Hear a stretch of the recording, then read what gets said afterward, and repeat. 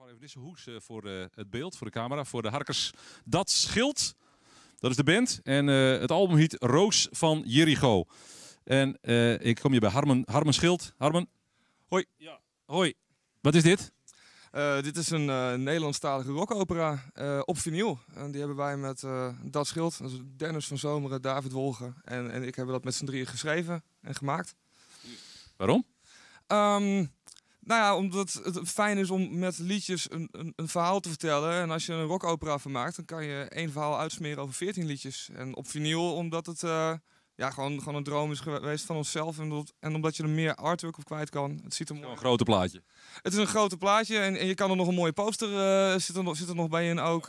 Met allemaal vormgevers gemaakt. Dus dan kan je er een heel project van maken. En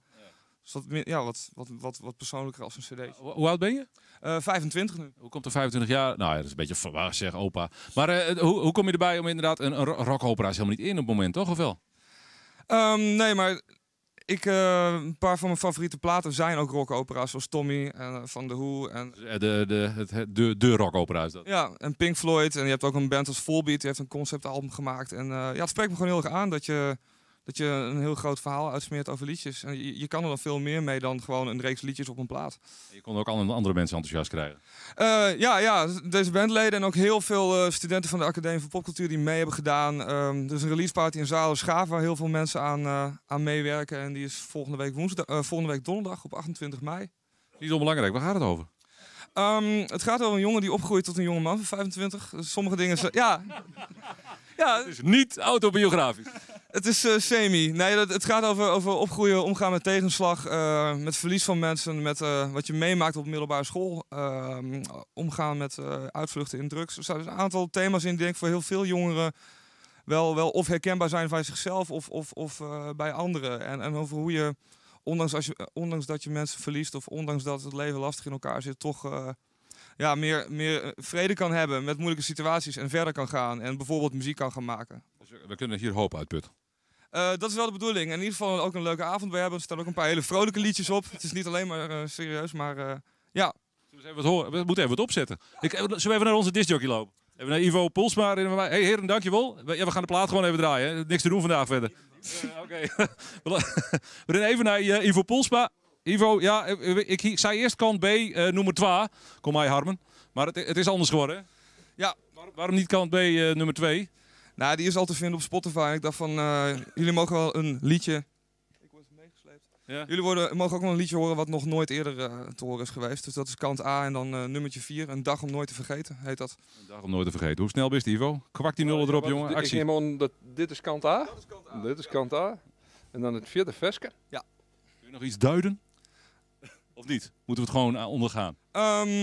Het is als een dag goed begint en soms wat minder goed eindigt. Daar gaat het over. Het is nog een beetje het zippendeel van het verhaal. Maar het loopt uiteindelijk goed af. En er zijn nog 3 mogelijkheden. Of hij neemt nog een stukje mooi van het laatste nummer. Of is dit rockopera. precies goed. Of hij badstream was het eerste Zet hem aan. nummer onder de gang. Ik ben benieuwd. Nou, redelijk dacht ik. Moet iets verder. Met wat verder, Ivo? Oh nee, dit is de drum, hoor ik. Ja. Het is nog een instrumentaal stuk, het zit er nog voor. Hij mag nog een klein stukje verder. Oh, dan til ik hem weer even op. Ja. Dit is eigenlijk het laatste liedje, denk ik. Hè? Beetje scratchen, Ivo. Is dat ik? Nee. Het is een sweeper, Jan. Is dit hem? Blues. Is dit hem? 1 nummer terug. Man, oh man. Lang leven. Nou, dit is wel de charme van vinyl, wat we natuurlijk constateren. Zoeken naar het goede liedje soms, ja. Maar dan hoor je ook eens wat anders. Wat is hem er gewoon middenin? Dit is het begin van hij moet hiervoor nog. Ja, het is echt heel erg. Kijk, jou hoor. Kist wel tellen, toch? Ja, Even 1, 2, 3. Ja, nee, 6 wel redelijk goed, ja. Zit ik bij het instrumentale stukje. Het is een heel kort liedje dan, denk ik. Nog niet. Hij moet hierna, even hiervoor zit hij volgens mij. Ik heb het gewoon verteld, jongens. Nee, ik ik beschuldig je niet. Dat zal aan ons liggen. Of draaien we kant B nummer 2. Dit is 3. Ja. Dus track 3. Ah, ik hoor het meteen. Dus Hij is net vers van de pers gisteren, dus ik moet het nog een beetje... Dat zal het zijn. Het scheelt. Het scheelt. Dat scheelt, sorry. Ja.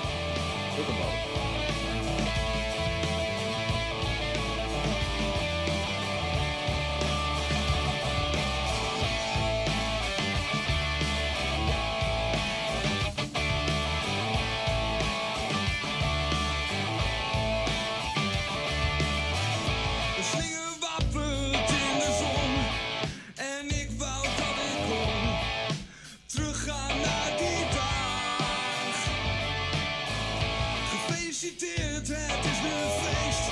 Het is raar dat ik nu weet dat iemand er voor de laatste keer was.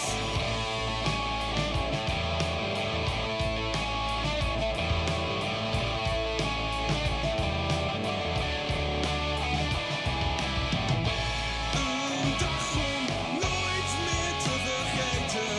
En verdomme wel, om de verkeerde reden. 13 jaar oud, zo nieuw en toch vertrouwd. En vandaag valt de bommel op jou.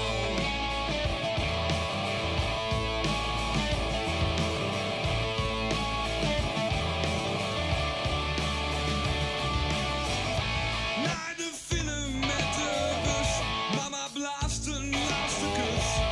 Op weg naar de oorlogstaferelen.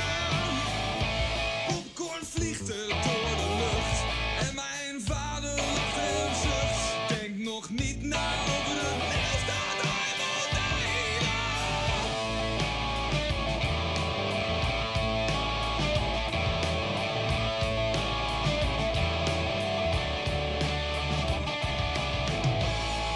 Een dag om nooit meer te vergeten. En verdomme wel, om de verkeerde reden. 13 jaar oud, zo nieuw en toch vertrouwd. En vandaag valt de bommel op jou.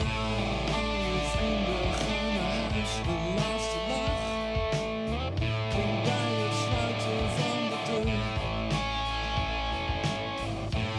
Ik zeg pap bedankt, hij komt naast me zitten op de bank. Hij is dodelijk ziek en komt nooit meer door die dag. Dat scheelt weer dat. En wat is de titel van deze track eigenlijk?